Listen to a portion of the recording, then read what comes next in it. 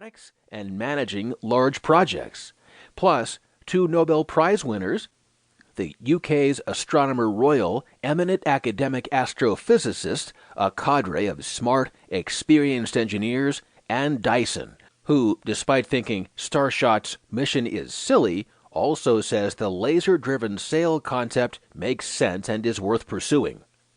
On the whole, few would make a long-range bet against an operation with this much money and good advice and so many smart engineers.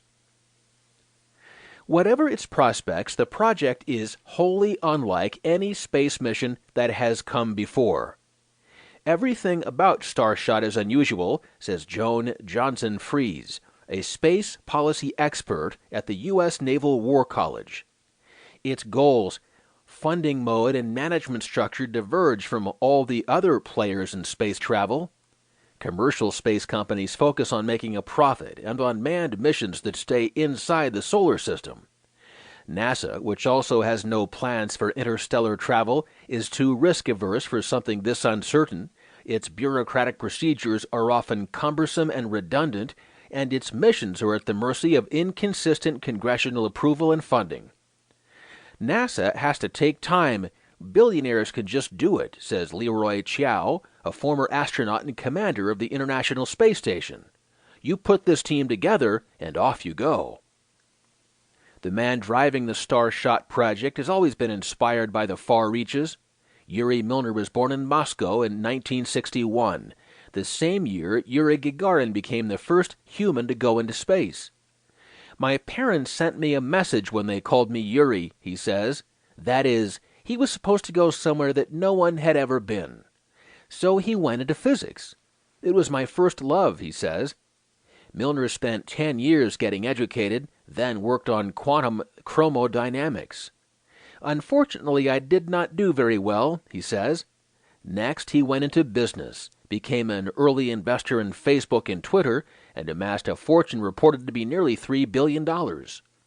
So maybe 4 years ago, Milner says, I started to think again about my first love. In 2013, he set up the Breakthrough Prizes, one each for the life sciences, mathematics, and physics.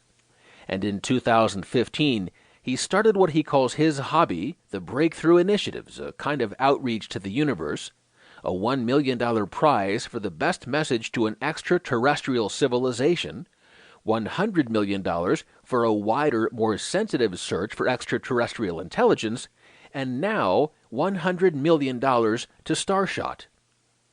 In early 2015, Milner recruited a central management team for Starshot from people he had met at various breakthrough gatherings.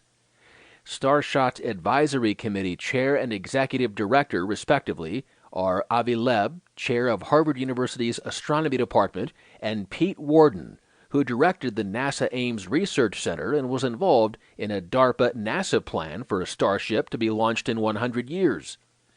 Worden recruited Pete Klupar, an engineer who had been in and out of the aerospace industry and had worked for him at Ames as Starshot's Director of Engineering. They, in turn, pulled together the impressive committee, which includes specialists in the relevant technologies who are apparently willing to participate for some or no money, as well as big names such as Facebook's Mark Zuckerberg and cosmologist Stephen Hawking. Starshot's management policy seems to be a balance between NASA's hierarchical design tree rigor and the Silicon Valley culture of putting a bunch of smart people in a room, giving them a long-term goal, and standing back. One committee member, James Benford, president of Microwave Sciences, says the charge is to give us next week and 5 years from now, and we'll figure out how to connect the two.